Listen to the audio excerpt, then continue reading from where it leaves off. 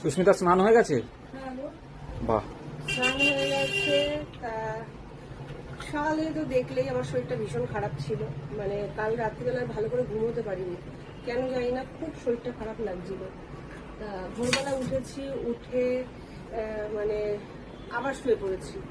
তারপরে ওই মিস্ত্রি দাদা আসলো, চাপা করে দিলাম, চাপা করে দিয়ে দেখছি শরীরটা একদম ভালো লাগছে না, আবার শুয়ে পড়লাম। শুয়ে পড়ে এখন একবারে গিয়ে স্নানটা করেছি, আমি দেখি যদি স্নানটা করে শরীরটা ভালো লাগে।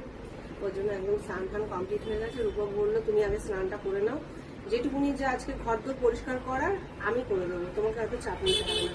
আসলে প্রত্যেকদিন ওই মিস্ত্রি দাদারা যাওয়ার পর আমার একটা কাজ থাকে, সেটা হচ্ছে ঘরদোর পরিষ্কার করে ঘর মুছে দিতে। না না, তোমার এত ধুলোটা ঘাটাও তো ঠিক না। আমার তো ডাস্ট অ্যালার্জি আছে, হ্যাঁ।